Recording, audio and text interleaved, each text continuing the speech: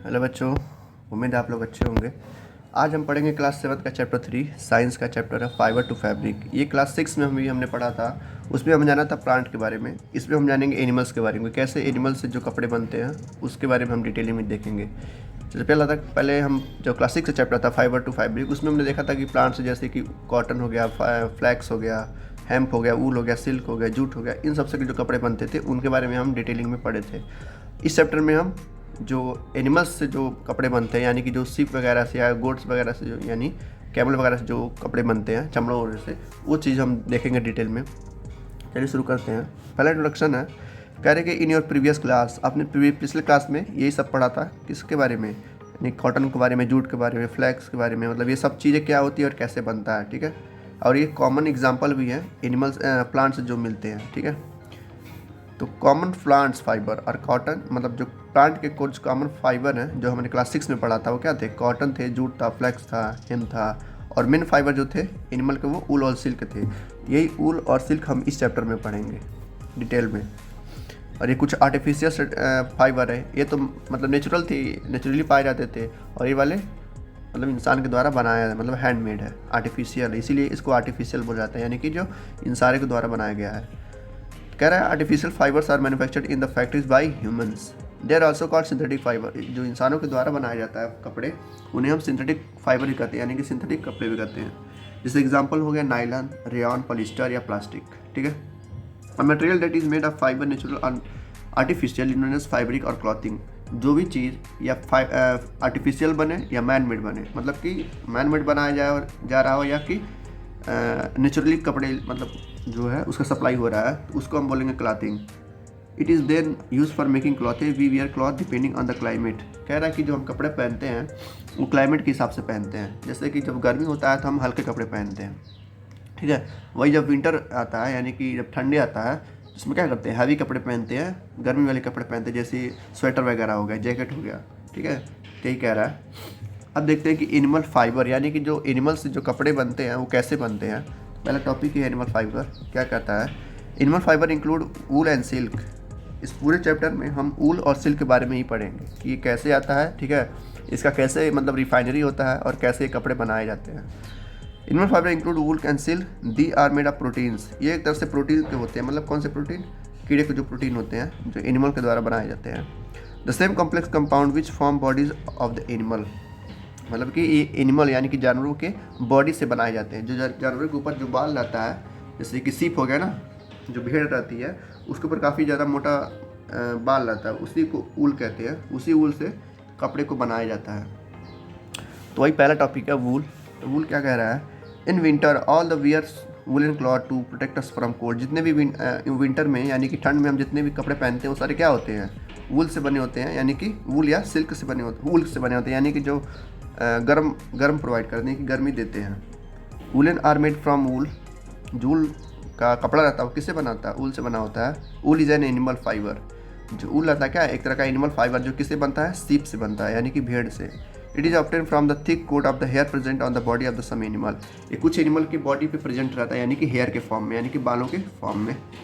This thick coat of hair traps a lot of air in the space between the hair that does not allow the body to heat gap. जब भी आप कपड़ा पहनते हैं, जब sweater पहनते हैं, तो उन धागों, जो स्वेटर का जो थ्रेड रहता है, यानी कि जो धागा रहता है, उसके अंदर इतनी जगह रहती है कि जो अंदर से आपकी बॉडी से जो हीट निकलता है वो बाहर नहीं जा पाता है, जिसकी वजह से हमको गर्म लगता है वो कपड़ा। ठीक है, और बाहर से भी जो ठंडी हवाएं रहती हैं वो अंदर नहीं आ पाती हैं, इसीलिए हम ठंडी में ये ऊल के कपड़े पहनते हैं। ठीक है, नेक्स्ट टॉपिक है ऊल फ्रॉम सीप, यानी कि सीप से, यानी कि भेड़ से कैसे उस ऊल को निकाला जाता है, देखते हैं। तो कह रहा है कि जो सीप होता है, यानी कि जो भेड़ होती है, वो मेन सोर्स होता है किसका? वूल का, जो हम लोग कपड़े पहनते हैं ठंडी में।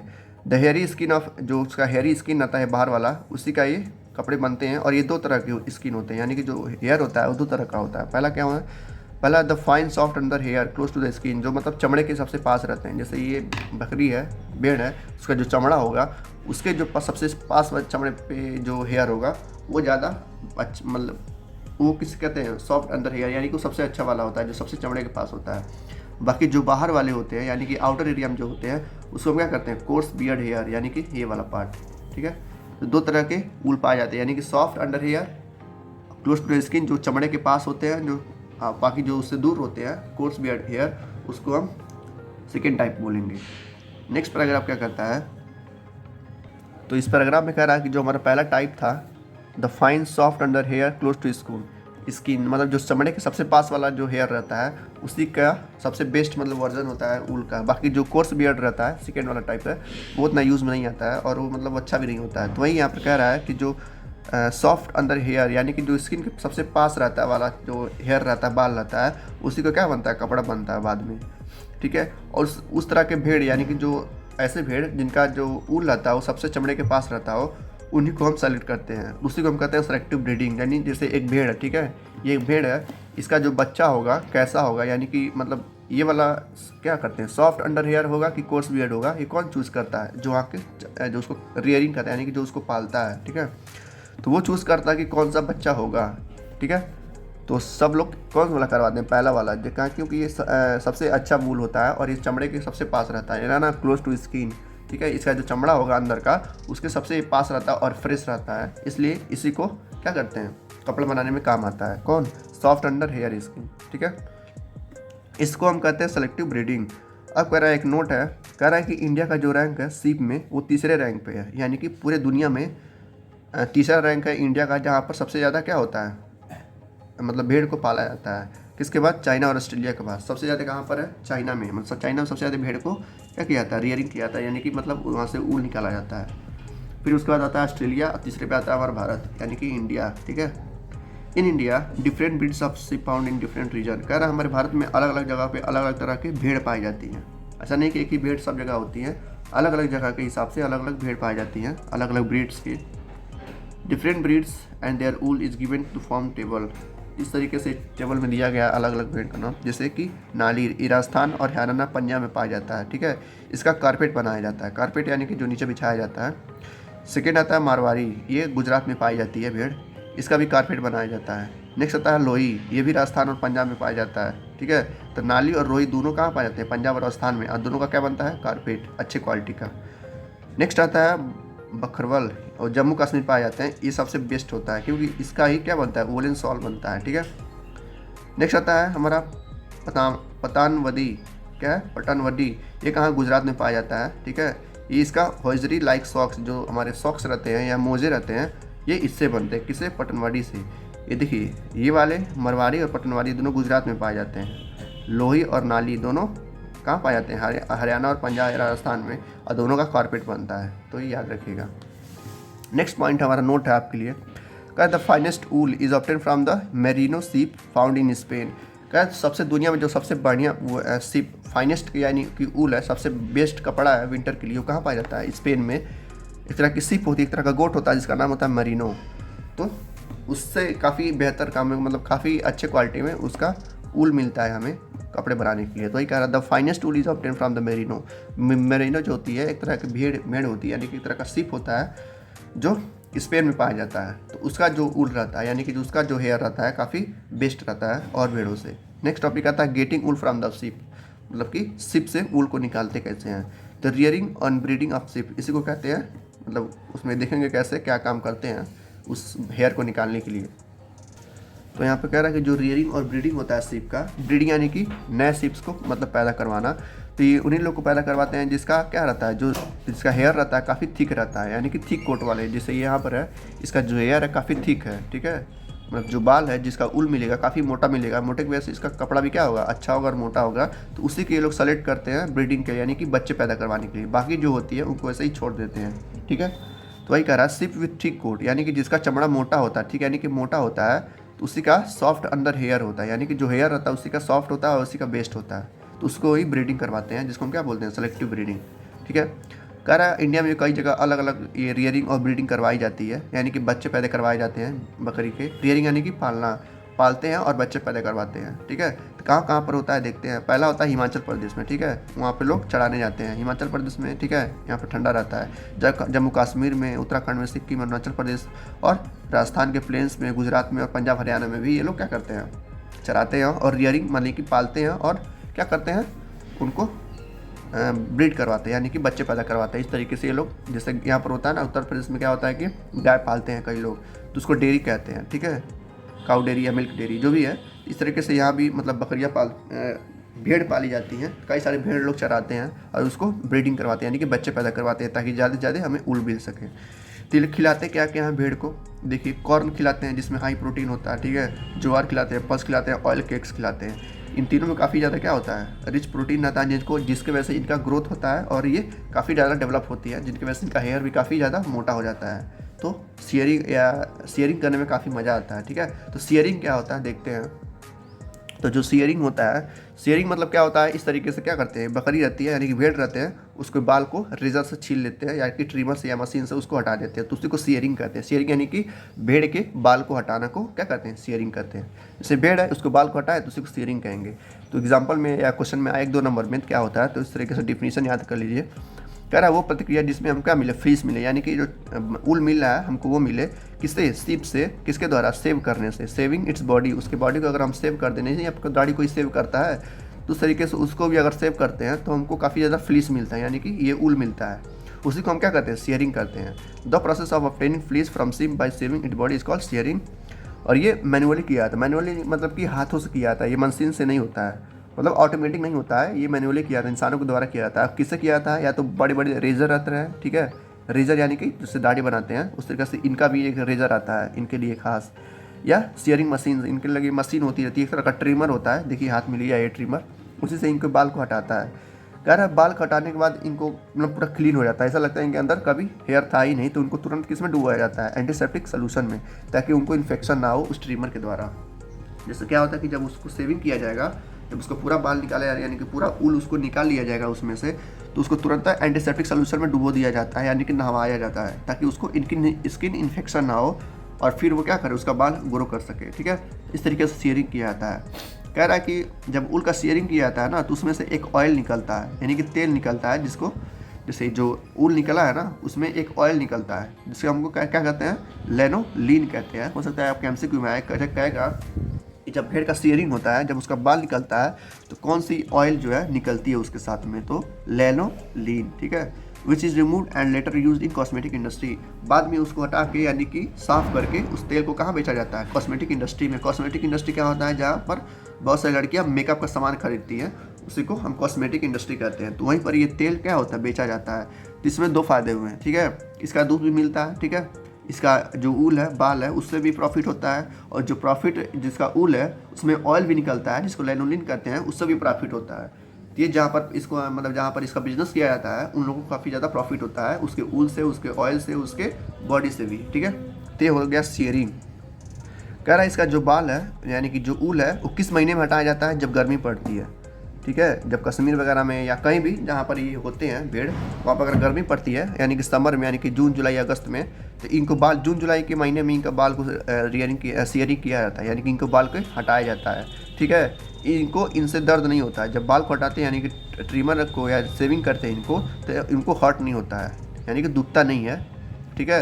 रेदर हेल्प यानी कि दुखने के बजाय उनको मदद करता है ताकि वो गर्मी में और अच्छे से सर्वाइव कर सके। क्या आपकी गर्मी में अगर इतने बाल रहेंगे तो उसके गर्मी हो के कारण हो सकता है वो मर जाए, ठीक है।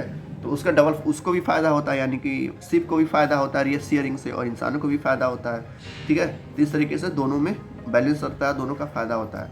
तो यहाँ पर कह रहा है किस महीने में की जाती है, समर में, ये याद रखिएगा। पूछेगा अगर एमसीक्यू में कि शेयरिंग किस महीने में की जाती है ज़्यादातर, तो समर में। क्यों की जाती है, क्योंकि उसमें गर्मी भी होता है और उसको भी मज़ा आता है, एक तरह से कह सकते हैं, सिप को भी। नेक्स्ट आता है स्कोरिंग। स्कोरिंग क्या होता है देखते हैं।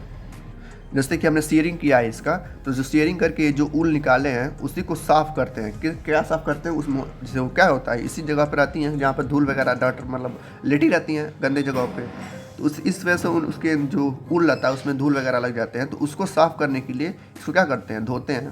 तो वही कह रहा है the sheared skin with thick coat of hair is washed thoroughly, यानी कि धोते हैं पूरी तरह से, क्या हटाने के लिए, डस्ट हटाने के लिए, डर्ट हटाने के लिए और ग्रीस हटाने के लिए। जिसमें तेल रहता है उसको साफ़ करते हैं, डस्ट को साफ़ करते हैं, यानी कि धूल वगैरह को साफ़ करते हैं, उसी को प्रोसेस कहते हैं स्कोरिंग, ठीक है। तो स्कोरिंग क्या होता है, जो ऊल निकला हुआ है शेयरिंग के द्वारा उसी को साफ़ करने को हम क्या करते हैं, स्कोरिंग करते हैं, ठीक है। डायरेक्ट जो पहले स्कोरिंग होता था ना, वो पहले टैंक में होता था, एक टैंक होता था, उसी में उसको धोया जाता, साफ जैसे कपड़ा धोया जाता है बाल्टी में, वैसे इसको भी धोया जाता था। लेकिन अब क्या होता है, ये पहले के समय में होता था टैंक में, लेकिन अब क्या होता है, ऐसे ही मशीन से ही धो दिया जाता है, ठीक है। जैसे कि बाइक या ट्रैक्टर या फोर व्हीलर वगैरह धोया जाता है, उसे इसको भी धो दिया जाता है। कह रहा है उसके बाद धोने के बाद एक कहाँ पर पास होता है, रोलर या ड्रायर में, यानी कि उसको सुखाया जाता है इस तरीके से। ठीक है, देखिए यहाँ पर टैंक है, इस तरीके से इसको साफ़ किया जा रहा है और बाई मशीन से इसको सुखाया जा रहा है। ठीक है, अब आता है सॉर्टिंग। सॉर्टिंग क्या होता है देखते हैं। पहले क्या किए, उसको पाले, फिर शेयरिंग किए, उसके यानी कि उसको बाल हटाएं समर में, समर हटाने के बाद उसको बाल को हमने क्या क्या किया, स्कोरिंग किया, यानी कि साफ़ किया। अब सॉर्टिंग करेंगे। सॉर्टिंग क्या होता है देखते हैं। जो सॉर्टिंग होता है, कह रहा है कि जैसे धोने के बाद यानी जब उसको सुखा दिए तो उसमें अलग अलग रंग आते हैं। अलग रंग यानी कि कुछ ब्राउन होंगे, जैसे जब बैठी रहती है तो उसका ऊल थोड़ा गंदा हो जाता है, तो ज़्यादा क्लीन रहता है उसको अलग करते हैं इस तरीके से। ठीक है, साफ़ करते हैं, थोड़ा जो ब्राउन रहता है उसको अलग करते हैं, उसका अलग कपड़ा बनाते हैं। तो बस उसी को सॉर्टिंग करते हैं। जैसे कि रिमूविंग बर्ड्स। रिमूविंग बर्ड्स यानी कि बर्ड्स क्या होते हैं, burrs are soft small fluffy fibre in wool, मतलब कि छोटे छोटे मतलब हल्के हल्के वो भी होते हैं, लेकिन क्या होते हैं इस तरीके से ब्राउन ब्राउन होते हैं, गंदे होते हैं थोड़ा। उन्हीं को हटाने को क्या करते हैं, सॉर्टिंग करते हैं। दिस आर रिमूव मैन्युअली, ये भी हाथों से हटाया जाता है, मशीन से नहीं हटा सकती। मशीन को पता चलेगा कोई जो क्लीन वाला रहेगा वो भी हटा देगा, इसलिए इसको मैनुअली किया जाता है, यानी कि हाथों से किया जाता है। After removing the burrs the sorted and dried wool is ready to be drawn into fibre. इन सबको हटाने के बाद, यानी कि जो ब्राउन कलर के होते हैं गंदे वाले ऊल होते हैं, उनको हटाने के बाद ये तैयार हो जाते हैं फाइबर बनाने में, यानी कि फाइबर यानी कि कपड़े बनाने के लिए तैयार हो जाते हैं। तो पहला जो टॉपिक आता होता है कार्डिंग। कार्डिंग क्या होता है, तो कार्डिंग क्या होता है, कार्डिंग में क्या होता है, जब सूखने के बाद उसको जब साफ़ कर दिए हैं, यानी कि जो ब्राउन वाला रंग था उसको हटा दिए हैं, हटाने के बाद क्या होता है कार्डिंग, यानी कि उसको स्ट्रेट किया जाता है, सीधा किया जाता है। जैसे ऐसे होता है ऊल आपस में मुरझा हुआ रहता है, तो उसको सीधा सीधा करते हैं। सीधा करने के बाद उसको झाड़ते हैं कंघी से यानी कि मशीन से। झाड़ने के बाद उसको रोल करते हैं। रोल किस में करते हैं, यार्न यानी कि धागे में। यार्न क्या होता है, धागा ही तो होता है, इस तरीके से गोल गोल बनाते हैं। तो उसी को, जैसे नहीं होता नलकी होता है नलकी, तो उसी तरीके से इसको भी क्या करते हैं, यार्न तरीके से बनाते हैं। देखिए पहले क्या किए, पहले पाले उसको, पालने के बाद शेयरिंग किए, शेयरिंग के बाद स्कोरिंग की, स्कोरिंग यानी कि उसको सुखाएं धोएं, फिर सॉर्टिंग किए, मतलब सॉर्टिंग यानी कि जो ब्राउन वाले रंग थे उसको हटाएं, हटाने के बाद क्या की कार्डिंग की, कार्डिंग यानी कि धागे में कन्वर्ट किए। तो यही कह रहा है which lead to the straightening of fibre and also remove the unwanted matter. जब हम उसको धागा में बनाते हैं तो जो मतलब अकड़ी पकड़ी जाता है, मतलब बेकार चीज़ें रहती हैं वो भी क्या होती हैं, हट जाती है। ठीक है, जब धागे में बनाएंगे तो वूल ही तो बस धागा बनेगा, बाकी जो रहेगा वो ख़त्म हो जाता है, यानी कि बाहर चला जाता है। The fibre are again scoured and dyed. उसके बाद फिर से इसको स्कोर्ड किया जाता है। स्कोर्ड यानी कि साफ़ यानी सुखाया जाता है, ड्राइड यानी कि सुखाया जाता है, साफ़ करके सुखाया जाता है। कार्डिंग करने के बाद यानी कि 2 बार इसको सुखाना पड़ता है। ठीक है, तो हो गया कार्डिंग या फुल, इस तरीके से कार्डिंग होता है। नेक्स्ट टॉपिक आता है डाइंग। डाइंग यानी मरने वाला डाइंग नहीं है, एक कलर वाला। डाइंग मतलब होता है कलर चढ़ाना। ठीक है, अब जिस कलर का हमको कपड़ा चाहिए उस कलर का हम रंग चढ़ाते हैं। The natural fleece of sheep and goat is of white brown और black colour, so the fibre नी now dyed in the colour. यानी कि जो हम लोग उस कलर को यानी कि जो सीप से यानी कि भेड़ से उससे फ्लीस को निकालने हैं, जो ऊल होता है जब निकालने को उसको फ्लीस कहते हैं। यार फ्लीस मतलब कि उस भेड़ से ऊल को निकालना, तो उसको हम फ्लीस कहते हैं। तो जब निकालेंगे तो क्या होता है, कुछ वाइट रहते हैं, कुछ ब्राउन रहते हैं और कुछ ब्लैक भी रहते हैं। जो चमड़े मतलब जो हमने ऊल निकाला है वो किस कलर के रहते हैं, वाइट ब्राउन और ब्लैक।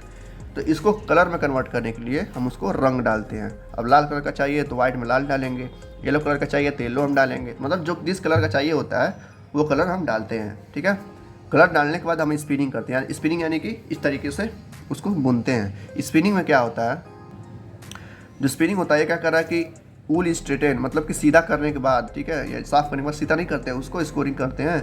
सीधा करने के बाद, झाड़ने के बाद या रोल करने के बाद, जब यार्न में कन्वर्ट हो यानी कि जब धागे में कन्वर्ट हो जाता है, तो उसको जो जब धागे में कन्वर्ट होने के बाद, जब धागा नहीं होता है, अभी यार्न बना रहे थे, तो यार्न बनने के बाद जो सबसे लंबा वाला होता है, द लॉन्ग फाइबर से कपड़ा बनाते हैं, यानी कि स्वेटर बनाते हैं। ठीक है, 2 तरह के उसमें जो क्या बोलते हैं यार्न होते हैं। एक लंबे वाले होते हैं तो लंबे वाले से स्वेटर बनाते हैं, जो छोटे वाले हैं उसको उससे स्पून बनाते हैं। स्पून यानी कि छोटे छोटे कपड़े बना के एक बड़ा कपड़ा बनाते हैं।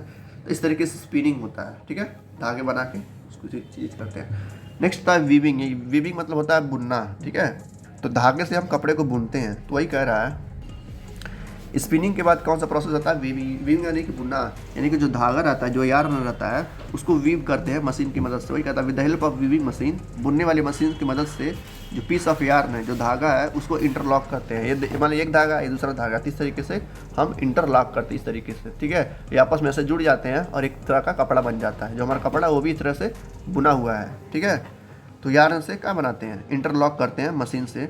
The woven cloth undergo finishing. ये बनने के बाद यानी कि वीविंग होने के बाद, बुनने के बाद कहाँ जाता है, ये फिनिशिंग होने लिया जाता है, कि यानी कि उसका पॉलिश होने लिया जाता है। नेक्स्ट टॉपिक है, यहाँ पर एक नोट दिया है, health hazard of wool industry, यानी कि जो लोग काम करते हैं, ये वाले जो काम करते हैं ना, इसको उसको साफ़ कर रहे थे, स्पिनिंग कर रहे थे, उसको बुन रहे हैं, ठीक है, उसको जो पाल रहे हैं, उसमें इन सब में एक बीमारी होता है। जैसे जानवरों को जब पालते हैं तो जो जानवरों को बीमारी होता है, इंसानों में चला आता है, उसी को हम कहते हैं एंथ्राक्स बैक्टीरिया। ये काफ़ी खतरनाक बीमारी है, और इससे क्या होता है कि जो हमारा ब्लड रहता है ना, वो ख़राब हो जाता है पूरी तरह से, एक तरह का कैंसर हो जाता है, जिससे इंसान की मौत भी हो सकती है। तो इन चीज़ों को थोड़ा कम करना चाहिए। अच्छा तो है बिजनेस, लेकिन इसमें काफ़ी रिस्क रहता है, खतरा रहता है। जितने भी ये सब काम कर रहे हैं, इनको हो सकता है कौन सी बीमारी हो जाए, एंथ्राक्स बैक्टीरिया, इसको कैप्चर कर ले। नेक्स्ट टॉपिक आता है वूल फ्रॉम अदर एनिमल्स, मतलब कि भेड़ के अलावा भी कौन सा ऐसे एनिमल है जिनसे वूल मिल सकता है। तो कह रहा है कि मतलब वूल के जो भेड़ रहते हैं, उनके अलावा भी ऐसे 4-5 जानवर हैं जिनसे वूल मिल सकता है, ठीक है। मतलब बस वही भेड़ बस नहीं होते, उनके अलावा कई सारे जानवर हैं जिनसे वूल मिलता है अच्छे खासे मात्रा में। तो पहला उसमें जानवर आता है गोट, यानी कि बकरी या बकरा, ठीक है, इनसे भी वूल मिलता है। ये कश्मीरी गोट होते हैं, मतलब कि कश्मीर में पाए जाते हैं ज़्यादातर। इनका भी जो हेयर रहता है वो सॉफ्ट और वार्म गर्म रहता है। इनके जो कपड़े वूल रहते हैं, इनसे ज़्यादातर पश्चिमा शॉल बनाया जाता है, जो हम लोग ठंड में शॉल ओढ़ते हैं, ये इन्हीं का बना होता है, ठीक है। इनका नाम होता है अंगोरा गोट। क्या? अंगोरा गोट, इस तरीके से होती है ये। इनके भी जो वूल है, इनको भी क्या कर शेयरिंग किया जाता है, शेयर किया जाता है, उस तरह से प्रोसेस से इसको धोया जाता है। वाइट वाले को अलग किया जाता है, ब्लैक वाले को अलग कर देंगे, फिर इसको धोएंगे, फिर सुखाएंगे, फिर रंग डालेंगे, फिर स्पिनिंग करेंगे, फिर वीविंग करेंगे, वीविंग माने कि बुनेंगे, फिर कपड़ा बनाएंगे। तो इस तरीके से अंगारा गोट का भी होता है, ठीक है। इसका जो मतलब हेयर रहता है वो सॉफ्ट और वार्म रहता है, और इससे क्या बनाया जाता है, पाशिमा शॉल बनाया जाता है, ठीक है। ये अंगोरा वूल कहते हैं, जो कि किससे ऑब्टेन होता है, अंगोरा गोट से, ठीक है। इसका जो फाइबर बनता है, यानी कि जो इसका जो कपड़ा बनता है, उसको मोहर कहते हैं। क्या कहते हैं? मोहर। तो ये हो गया बकरे का। नेक्स्ट आता है हमारा रैबिट, यानी कि खरगोश। खरगोश का भी कुछ ऐसे खरगोश होते हैं जिनके पास काफ़ी हेयर होता है, वूल वाला हेयर, उनसे भी कपड़ा बनाया जाता है। जैसे देखते हैं अंगोरा रैबिट, ये था अंगोरा गोट, ये है अंगोरा रैबिट। ये भी एक तरह से कश्मीर में ठंडे जगहों पे पाया जाए, जहाँ पे बहुत ज़्यादा ठंडी रहती है। देखते हैं angora wool is obtain from the soft white for angora rabbit. ये खरगोश रहता है, इनसे ये जो बाल है वाइट वाइट, इनको भी क्या कहते हैं, शेयरिंग किया जाता है, यानी कि इनके बाल को हटाया जाता है। इनसे भी बहुत ही पतला पतला, यानी कि फाइन क्वालिटी वूल मिलता है। This is very fine quality wool, बहुत ही मतलब हल्के हल्के वूल होते हैं, जिससे क्या होता है, बारिश नहीं होता है, बारिश वगैरह में जो हम लोग कपड़े पहनते हैं वो इनसे ही बनता है, क्योंकि इसका वूल होता है वो गर्मी देता है, लेकिन बहुत हल्का हल्का गर्मी देता है, तो इसका भी काम आता है, ठीक है। तो ये हो गया अंगोरा रैबिट, ये हो गया अंगोरा गोट। अब आता है याक, यानी कि इस तरह का बैल होता है जो कि ठंडी जगहों पर पाया जाता है, ठीक है। तो ये क्या कह रहा है, the wool from yak is brown blackish, मतलब कि जो याक यानी कि जो बैल का इस तरीके से जो बैल होता है, इसका जो बनता है वूल, ठीक है, वो थोड़ा ब्लैक कलर का होता है, क्योंकि ये थोड़ा मतलब डार्क शेप के होते हैं, यानी कि ब्लैक होते हैं। याक मेनली अकर्स इन तिब्बत या लद्दाख। ये कहाँ पर पाए जाते हैं? तिब्बत या लद्दाख में, यानी कि जम्मू कश्मीर और चाइना में, क्योंकि इन जगहों पे बहुत ज़्यादा ठंडी पड़ती है। तो इस तरीके से याक का भी जो लोग पालते हैं, मतलब वहाँ के जो लोग होते हैं, इनको ये लोग क्या करते हैं, पालतू जानवर के तौर पर रखते हैं। और जब इनका बाल यानी कि वूल जब बड़ा हो जाता है, तो उनको भी शेयर करके फिर उसको साफ़ किया जाता है, फिर उसमें रंग डाला जाता है, फिर सुखाया जाता है, फिर उसका यार्न बना के कपड़ा बनाया जाता है, ठीक है। तो ये हो गया तीसरे। चौथा आता है कैमल, यानी कि ऊँट। राजस्थानी ऊँट नहीं होते हैं, मतलब कुछ ऐसे भी ऊँट होते हैं जो साइबेरिया में रहते हैं, यानी कि चाइना की ठंडी जगहों पर रहते हैं, जहाँ पर ठंडा पड़ता है। तो इनके अंदर भी काफ़ी ज़्यादा ऊल होता है, जैसे कि ये वाला। द फर, यानी कि जो ऊल होते हैं, बाल होते हैं इनके। The fur on the body of camel is also use as wool, यानी कि जो इसका हेयर होता है बॉडी पे, वो भी एक ऊल की तरह, यानी कि एक स्वेटर की तरह काम आ सकता है। कैसे? The Bactrian camel found in Siberia, Mongolia and China. इसका नाम है क्या है? बैक्टीरियन कैमल, यानी कि बैक्टीरिया की तरह थोड़ा दिखते हैं, ठीक है, इसलिए नाम इनका बैक्टीरियन कैमल रखा गया है। कहाँ पर पाए जाते हैं? साइबेरिया में, मंगोलिया में या चाइना में, 3 जगह पे ठंडे पड़ता है, ठीक है। Give the best quality of camel wool, ये सबसे मतलब उस तरह का, ये भी एक तरह का बेस्ट क्वालिटी मतलब ऊल देते हैं, जो कि काफ़ी अच्छा रहता है विंटर में कपड़े बनाने के लिए। तो ये हो गया कैमल का। नेक्स्ट आता है लैमा या अल्पाका। इस तरीके से होते हैं लैमा और अल्पाका, ठीक है। ये अल्पाका और ये लैमा, इनसे भी क्या होता है, इनको भी लोग पालतू जानवर बना के रखते हैं, ठीक है, जैसे कि और जानवर रख रहे थे, वैसे इसको भी क्या करते हैं, रखते हैं, और इनका भी रियरिंग करते हैं। ये एनिमल्स पाए जाते हैं साउथ अमेरिका में, ठीक है। अमेरिका में कहाँ? साउथ में, यानी कि नीचे की तरफ। And belong to the camel family, ये भी एक तरह के कैमल फैमिली में, मतलब कि ऊँट के फैमिली से बिलोंग करते हैं। भी उनकी तरह लंबे लंबे सर होते हैं, यानी कि गर्दन होता है। They have also soft light weight and fine undercoat hair. इनके पास भी जो ऊल रहता है वो काफ़ी सॉफ्ट रहता है, ठीक है, मुलायम रहता है, हल्का रहता है, और काफ़ी अच्छा क्वालिटी का होता है, ठीक है। तो ये थे 5 जानवर। अब आता है सिल्क के बारे में। ये तो पूरा उल का था, अभी तक हमने जितना पढ़ा सारा उल का था जो कि जानवर से मिल रहे थे। अब आता है सिल्क, यानी कि जो सिल्क होता है, साड़ी जिससे बनती है सिल्क वाली साड़ी, और उसको पढ़ेंगे कि वो कैसे मिलता है। ये भी एक तरह से जानवर ही होता है, कुकुन्स होते हैं, छोटे छोटे सिल्क वार्म होते हैं इतने बड़े बड़े, तो उनका भी एक तरह से मतलब कह सकते हैं खेती की जाती है, तो इनसे वो मिलता है। कैसे मिलता है देखते हैं। सिल्क, तो जो सिल्क है वो किससे पाया जाता है, एक तरह का सिल्क वार्म होता है। सिल्क किससे पाया जाता है, सिल्क वार्म से। वार्म एक तरह का केचुआ मतलब उसी तरह के होते हैं जो कहाँ पर रहते हैं, कुकुन्स में रहते हैं। तो कुकुन्स इतने बड़े बड़े होते हैं वाइट, ठीक है, उसमें से ये फाइबर को निकाला जाता है, ठीक है। इसके जो फाइबर होते हैं सॉफ्ट यानी कि मुलायम होते हैं, चमकीला होते हैं। मतलब जो लोग सिल्क वगैरह पहनते हैं वो इसलिए पहनते हैं कि उसमें काफ़ी ज़्यादा शाइन होता है, चमक होता है। इसी कारण इसका जो सिल्क होता है यानी कि जो इसका कपड़ा होता है वो काफ़ी महंगा होता है, कॉस्टली होता है। लिखा है ना, इट इज़ कॉस्टली फाइबर, ठीक है। ये काफ़ी ज़्यादा महंगा होता है सिल्क, और ये हीट को कंडक्ट नहीं करता, यानी कि ये इंसुलेटर होता है। इंसुलेटर कंडक्टर क्या होता है, जिसमें हीट को कंडक्ट किया जाए, यानी कि जिसमें इलेक्ट्रिसिटी दौड़ेगी वो इंसुलेटर है। तो ये एक तरह से अच्छा खासा क्या होता है, इंसुलेटर होता है, जिसकी वजह से हीट इसमें नहीं जाता है, मतलब हीट नहीं पकड़ता है। सो silk cloth keep a warm, मतलब इस तरीके से जो सिल्क का कपड़ा होता है वो ठंडी में गर्म रखता है और गर्मी में ठीक ठाक रहता है। तो इसमें दोनों सीजन में पहन सकते हैं सिल्क को। सिल्क को क्या कहा जाता है, क्वीन ऑफ फाइबर, यानी कि कपड़े का रानी भी कहा जाता है किसको, सिल्क को। तो दो हो गए, ऊल और सिल्क। ऊल हमने पढ़ लिया, सिल्क हम पढ़ रहे हैं। और सिल्क जो है किससे पाए जाते हैं, सिल्क वार्म से। कहाँ पे, कुकून पे। तो इनका जो कपड़ा था महंगा क्यों रहता है, क्योंकि ये शाइनी होते हैं यानी कि लस्ट्रस होते हैं। और इनको और किस नाम से जाना जाता है, क्वीन ऑफ सिल्क, यानी कि क्वीन ऑफ फाइबर, मतलब कपड़े की ये रानी होती हैं। Silk is the strongest natural fibre. जो सिल्क होता है सबसे मजबूत नेचुरल फाइबर होता है, यानी कि जो कपड़ा होता है ना, जितने भी कपड़े होते हैं सारे कपड़ों में सबसे मतलब स्ट्रांग होता है, यानी कि मजबूत कपड़ा होता है सिल्क का।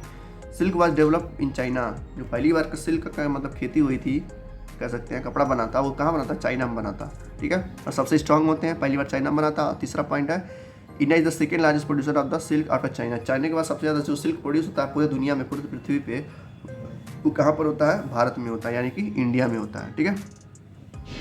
दूसरे नंबर पे प्रोड्यूस करता है कौन, इंडिया। तो India is the second largest producer of silk after China के बाद जो चाइना है वो सबसे ज़्यादा प्रोड्यूस करता है सिल्क को, उसके बाद इंडिया करता है, ठीक है। तो सिल्क हो गया। अब आते हैं वैरायटी ऑफ सिल्क कि कितने प्रकार के होते हैं सिल्क। तो पहला पॉइंट है, तो जो पहला वैरायटी है वो है बॉम्बे मोरी, ठीक है। बॉम्बे मोरी कह रहा है कि सबसे बेस्ट क्वालिटी होता है सिल्क का, जिसे होता है ना सबसे स्ट्रॉन्ग और सबसे बेहतरीन वाला, तो उसमें से सबसे बेस्ट कौन होता है, बॉम्बे विक्स मोरी करके होता है।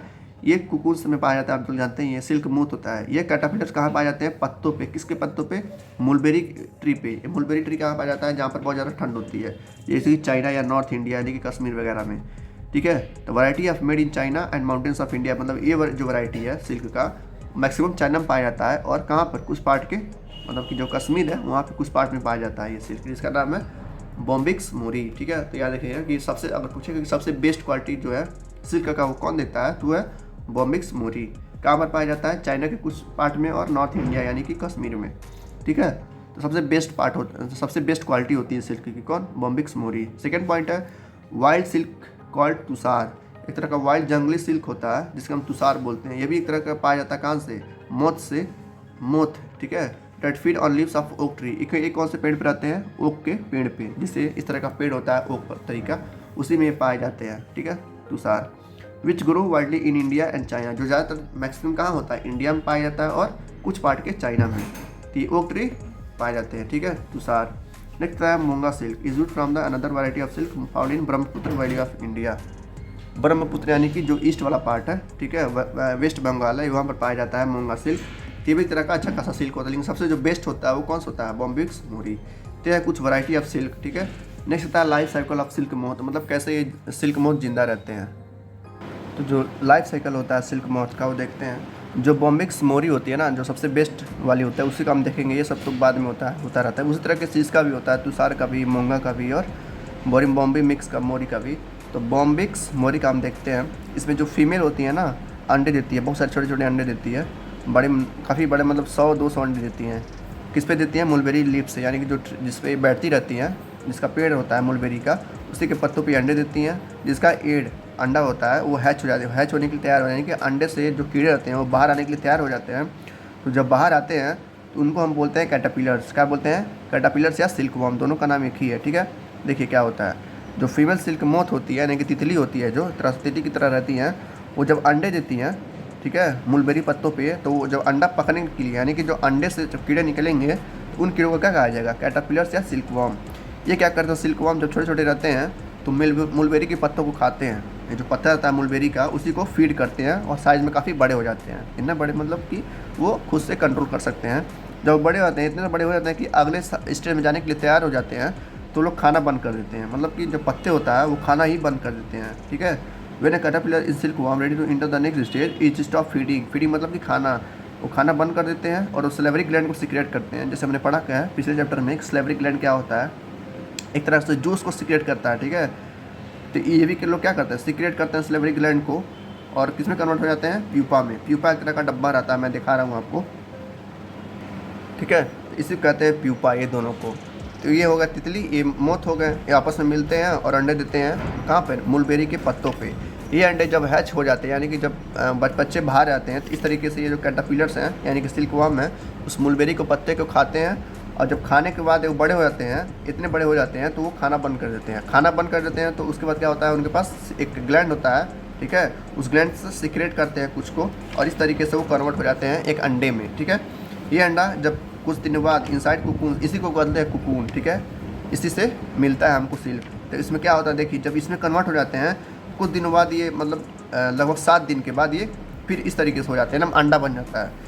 फिर जब 17 दिन पूरा हो जाएगा, मतलब 7 दिन पूरा हो जाएगा, जैसे ये छोड़ा, ठीक है, 7 दिन के बाद ये अंडा बन जाता है। तो ये अंडा जब पकने के लिए फिर तैयार हो जाएगा, तो फिर इसमें से क्या निकलेगा, मोथ निकलेगा। मोथ यानी कि इस तरीके से फ्लाइज निकलेंगे, तितली निकलेंगी, ठीक है। तितली मतलब तितली की तरह ही होती हैं ये मोथ, इस तरीके से निकलेंगी और ये बाहर चले मतलब घूमने लगेंगी। फिर ये क्या करेगा, मेल को या फीमेल को ढूंढेगा, फिर अंडा देगा, फिर इस तरीके से चलता रहेगा। तो ये अंडा ये बचता है, जब इसमें से निकल जाती है, तो ये जो अंडा बचता है इसी को सिल्क बनाने के लिए यूज़ किया जाता है, ठीक है। ये था पूरा life cycle of silk moth. इस तरीके से वो लोग मतलब मरती नहीं है कभी भी, वो आपस में रिसाइकल करती रहती है। अगर इनको छोड़ दिया जाए तो एक ही जन्म में ये बार बार लेंगी और ये कभी नहीं मरने वाली होती हैं। देखें यहाँ पर क्या हुआ, यहाँ से अंडा से निकली है, मोथ बनी से फिर मैं अंडा दिए पत्तों पे, मुलबेरी के पत्तों पे, मुलबेरी के पत्तों ये खा कर बड़े हो गए, इतने बड़े हो गए, फिर ये अंडों में कन्वर्ट हो जाते हैं, क्योंकि ये खाना बंद कर देते हैं, जिसकी वजह से इनका ग्लैंड होता है, उस ग्लैंड से ये सिक्रेट करते हैं। तो करते करते एक अंडा बना लेते हैं उस पूरे जूस से, ठीक है। वो जूस 7 दिनों के बाद अंडा तैयार हो जाता है, 7 दिन में, ठीक है। 7 दिन बाद वो फिर अंडे से निकल के फिर वही काम करती हैं। तो ये हो गया उनका साइकिल। तो यहाँ पर दिया है, the pupa growth inside the cocoon. जो कुकून है, अंडा है, इसी में प्यूपा जो रहते हैं छोटे छोटे लाल लाल, ठीक है, इसी में ग्रो करते हैं, मतलब आपस में ऐसा सिकुड़ जाते हैं और ये दूसरे फॉर्म में कन्वर्ट होने लगते हैं।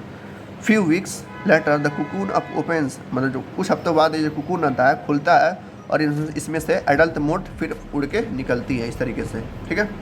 तो होता है प्रोसेस।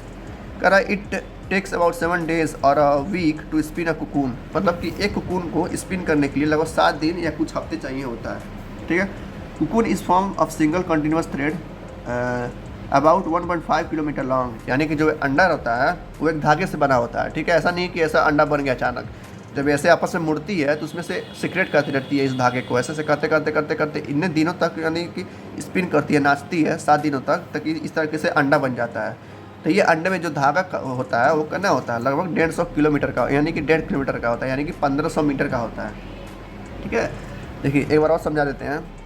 जैसे ये मोथ थी, ठीक है, फ्लाई उड़ रही थी, आपस में अपने क्या की, तब जब बैठाई और अंडे दे दी, कहाँ पर, पत्तों पे। किस पत्तों के, मुलबेरी के पत्तों पे। इसमें से अंडे मतलब कि कीड़े निकले, यानी कि कैटरपिलर्स निकला, यानी कि सिल्कवॉर्म निकली। सिल्कवॉर्म फिर बड़ी हुई खा के, बड़ी होने के बाद ये इसने क्या किया, एक जूस सिक्रेट किया, जिसको क्या किया, उस जूस ने क्या किया, एक धागा बनाया, यार्न बनाया, जो बाद में अंडा बनता है। ये लोग उस अंडे में कैद हो जाती हैं, ठीक है। कैद होने के बाद इनका फिर एक नया जन्म होता है, जिसका कहते हैं मोथ। ये अंडा फिर खाली होगा, इसी अंडे से हम क्या बनते हैं, सिल्क बनाते हैं। और ये जो सिल्क होता है वो कितने मीटर लंबा होता है, 1.5 किलोमीटर लंबा होता है, ठीक है। तो ये हो गया सिल्क, ठीक है।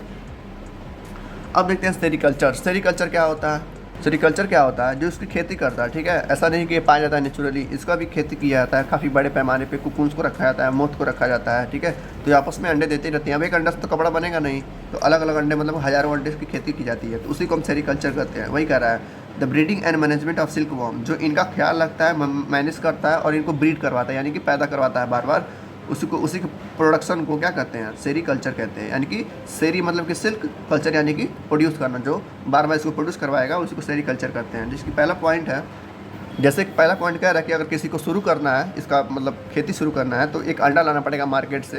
जैसे अंडा होता है ना कि अंडे मार्केट में मिलते हैं, तो अंडा ला के आप रख दीजिए और उससे ही एक अंडे से ही बार बार मतलब आप ब्रीडिंग करवा के यानी कि बच्चे पैदा करवा के आप और सारे अंडे बना सकते हैं। तो ये अंडा मार्केट में मिलता है जिसके एक सूटेबल कंडीशन में रखा जाता है, एक अच्छे टेम्परेचर में रखा जाता है, जिसकी वजह से ये हैच कर पाती हैं। वही कह रहा है हैचिंग के बाद ये क्या होता है, मतलब बड़े होते हैं, फिर कैटरपिलर बनते हैं, जिसकी वजह से स्पिन होता है कूक, यानी कि जैसे ये अंडा लाए, अंडा से फूटा ये, फिर ये होंगी, फिर ये अंडा देंगी, फिर ये कैटरपिलर बने, कैटरपिलर से फिर ये बड़े होंगे, फिर बड़े से अंडे जाएंगे। इस तरीके से प्रोसेस चलता रहता है। तो ये प्रोसेस कर रहा है कि आप मार्केट से अंडा लाएंगे, अंडे को हैच करवाएंगे, हैच करवाने के बाद उनको पत्तों पर रखेंगे, पत्तों के ऊपर रखने के बाद वो क्या करेंगे, वो बड़े हो जाएंगे, बड़े होने के बाद फिर वो क्या करेंगे, अंडे में जाएंगे। तो वही इस तरीके से ये प्रोसेस पूरा दिया है। The process of under winding silk filament from the cocoon, the process is called reeling the filament. मतलब इस पूरे प्रोसेस को यहाँ पर समझाया है, जो मैंने अभी समझाया आपको पूरे प्रोसेस से कि कैसे कैसे क्या होता है। ठीक है, सबसे पहले अंडा, अंडे में से क्या निकला, मोथ, मोथ यानी कि फ्लाइज यानी कि तितली वगैरह निकलती हैं। वो तितली आपस में मेल जोल यानी कि मेल और फीमेल आपस में मिलती हैं और मिलने के बाद वो अंडा देती हैं कहाँ पर, मलबेरी के पत्तों पे। ये मलबेरी के पत्ते में से क्या निकलता है, कैटरपिलर निकलता है। फिर कैटरपिलर खूब सारा खाना खाता है, जब बड़ा हो जाता है तो खाना खाना छोड़ देता है। फिर वो सीक्रेट करता है एक ग्लैंड, जिसकी वजह से एक धागा निकलता है, उस पूरे धागा अंडा में कन्वर्ट हो जाता है। 7 दिन या कुछ हफ्ते के बाद ये अंडा फूट जाता है और फिर ये मोथ निकलती हैं। ठीक है, तो ये कह रहा है सेरिकल्चर। ठीक है, सेरिकल्चर का आपको अपने डिफिनीसन आएगा बस। ठीक है, मैं नहीं आता है लाइफ साइकिल क्या होता है, तो को समझाना पड़ेगा। ठीक है, यहाँ कुछ पॉइंट्स हैं, जैसे कि एनिमल फाइबर क्या होता है, यानी कि जो जानवरों से जो कपड़ा मिलता है, फाइबर यानी कपड़ा, जो जानवर से कपड़ा मिलता है। सिंथेटिक यानी कि जो मैन मेड द्वारा बनाया गया हो। सिलेक्टिंग ब्रीडिंग यानी कि आप उसको चूज़ करके पैदा करवाते हैं जो आपके लिए काम आता है, जैसे कि भेड़।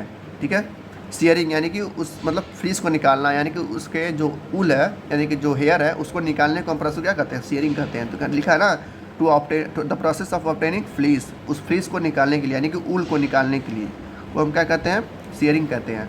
स्कोरिंग यानी कि उसको धोना वोना, जब उसको उसमें से गंदगी को हटाते हैं यानी कि धूल वगैरह को हटाते हैं, उसको स्कोरिंग करते हैं। कार्डिंग यानी कि उसको सीधा करना कपड़े को, ठीक है, उसको झाड़ना, उसको साफ करना, उसका कार्डिंग करते हैं। सेरिकल्चर यानी कि जो इसकी खेती करता है, यानी कि process of breeding and management of silk worm, production of silk, जो सिल्क को प्रोड्यूस करता है और इसका खेती करता है, उसी को क्या करते हैं, सेरिकल्चर करते हैं। हजार्ड यानी कि डेंजर, जो कि उनके इंडस्ट्री में काम करते हैं, उनको ये बीमारियाँ होती हैं। ठीक है, तो ये था हमारा चैप्टर आज का क्लास 7 का। मिलते हैं नेक्स्ट चैप्टर में, तब तक के लिए thank you, good luck, take care.